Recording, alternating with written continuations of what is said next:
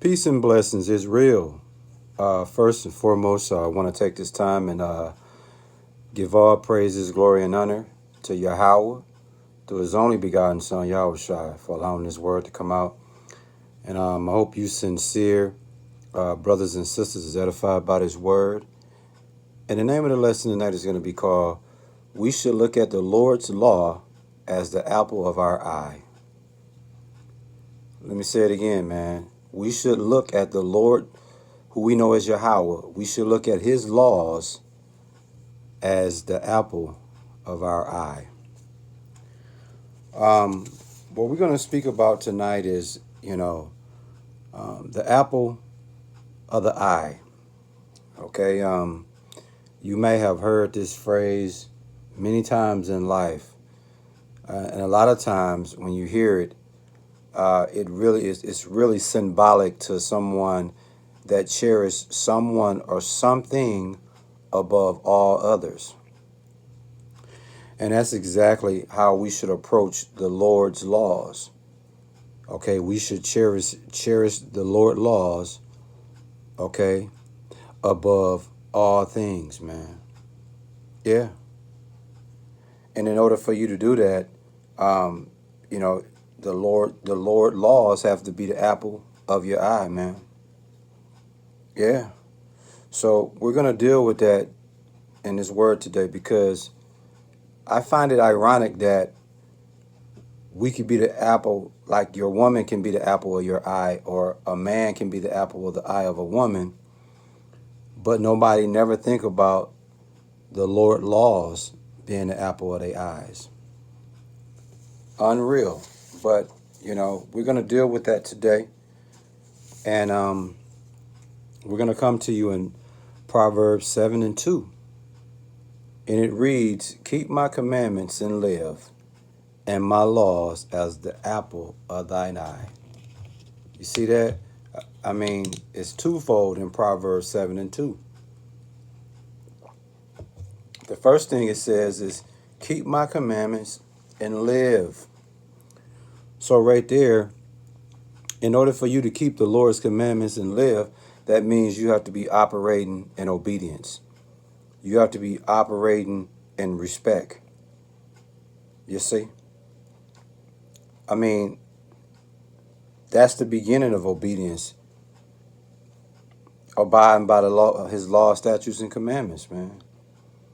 And it says in Proverbs 7:2, keep my commandments and live. So if you're able to keep the Lord's commandments and live, that means you're operating in obedience and not in the life and world of sin. You see? And it says also, and my law as the apple of thy eye. Okay? So when you look at, metaphorically speaking, the apple of thy eye, in other words, you are to approach the Lord's law with care and diligence. You see? Yeah. It has to be something that you have to really cherish. You see? You have to be able to keep the Lord's laws and understand that you cannot live without the obedience of the laws, abiding by the laws of Yahweh. And when it comes to the apple of our eye, we should be able to keep in other words, metaphorically speaking, we should be able to cherish the Lord's laws and not be distracted by our own passions and the snares of Satan, man. Yeah. Because if you don't make the Lord's law the apple of your eye, then it's going to be bad for you. It's going to be bad for you, man. Just think about it. In the world that we live in, man, nobody even acknowledges that the Lord exists. People are out here with reckless abandonment when it comes to the Lord, statutes, laws, commandments. You see? But when you approach the Lord's laws as the apple of your eye, like I said, you're going to demonstrate care and diligence. You're going to guard it from all dangers. Yeah, because you understand how beautiful and how honorable the Lord law is. And if you're able to metaphorically approach it as the apple of your eye, you're gonna you're gonna treat it as very tender. You're gonna understand that it's easily to be hurt or destroyed. So you're gonna diligently watch it and care for it, man. Yeah. You're going to carefully preserve it. You dig? Yeah, man. Keep my commandments and live. So not just the commandments of Yahweh, but also through the commandments of Yahweh through his only begotten son, Yahweh Shai. You see? Yeah, man. This is cold-blooded, man. The Lord's law should be so dear to us. You see? It should be symbolic to tender and dearest. Guarding his law with like the care of jealousy, if I should be able to say that. But it has to be the Lord's law has to be looked at as something extremely precious. That's right. What's the name of the word, man? Again, the Lord, we should look at the Lord's law as the apple of our eye. And again, when you look at it that way, what are we saying? You should cherish the Lord's law above all things, man. And in order for you to have a spiritual, in order for you to understand the apple of the eye approach, your eyes has to be considered valuable assets spiritually.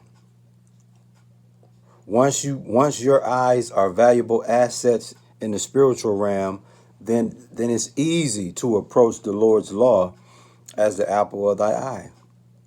Because you're going to understand that it takes you honoring and protecting his word. Yeah. Yeah. That's why in Deuteronomy 28, I like to call that chapter the chapter of gift and curses. Because the Lord set forth, he said, hey, listen, if you simply obey me, I'll give you an abundance of blessings. Deuteronomy 28 verses 1 through 15. All we had to do was just be obedient. He didn't have to put no incentives for us to be obedient. He could have just said, hey, it's mandatory that you be obedient. But the Lord loved us so much, he even gave us an incentive. He gave us motivation, inspiration, an incentive to be obedient. But on the flip side, he said, guess what? If you disobey my law, statutes, and commandments, you're going to get curses out of this world. And guess what we chose to do? We chose to be disobedient. And that's why to this day and moving forward, we're subject to all the curses that he said he was going to bring up on us. And we're dealing with those curses today. Now think about it. If they would have looked at the Lord's law as the apple of their eye, we wouldn't be in the mess that we in today, man. Again, in Proverbs 7 and 2, it reads, keep my commandments and live, and my law as the apple of thy eye, man. I mean, it's that simple. It's that clear. I don't know how else to break this down. I mean, we all, like I said before, we all know and understand how we look at someone as the apple of our eye. You know, if you're a man, you look at a woman as the apple of your eye. If it's a woman, she look at a man as the apple of her eye, and a man look at a woman as the apple of his eye.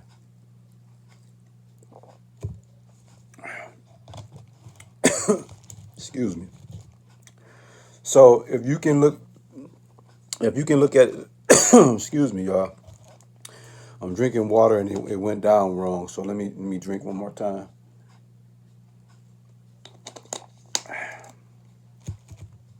Excuse me. Again, we have to understand, brothers and sisters, man. In the time that we're living in today, the Lord word that's the $1 billion shot, not the $1 million shot. That's the $1 billion shot. His word. You know what I'm saying? And that's the best wisdom you can get on top of fearing him. You know, the beginning of wisdom is fearing the Lord. And once you're able to obtain that, once you fear the Lord, you're obtaining wisdom, and that wisdom going to allow you to look at his word as the apple of your eye. You see how that go together? Proverbs 9 and 10 tells you the beginning of wisdom is the fearing of the Lord. Once you execute that, then keeping the Lord's law as the apple of your eye becomes by nature, second nature. Ain't nobody got to tell you to do it. You're going to already look at it and cherish it that way, man. Cold-blooded, man. But, hey, that's where we at with it. You understand what I'm saying? So listen up, man. Those that's trying to live your life according to the Bible, man. I just gave you the wisdom tonight. What's the number one wisdom that you can get? The beginning of your wisdom. What do you have to do first? According to Proverbs 9 and 10, you have to fear the Lord. Once you fear the Lord, now your wisdom clock is running. And to enhance that wisdom and to really validate your fear of Yahweh through his only begotten son, Yahushua, now you looking at his laws as the apple of your eye, which is the biggest symbolic sign of your obedience to him. You have to be obedient to him in order to look at his laws as the apple of your eye. It told you, keep my commandments and live. So you can't live, you have to be obedient and not live in sin. And if you can be obedient and not live in sin, you could easily look at his laws as the apple of your eye, man. It's just that simple, man. I think we're done here. I hope you sincere brothers and sisters was edified by this word. And we give all praises, glory, and honor to Yahweh through his only begotten son, Yahushua, for allowing this word to come out. Shalom.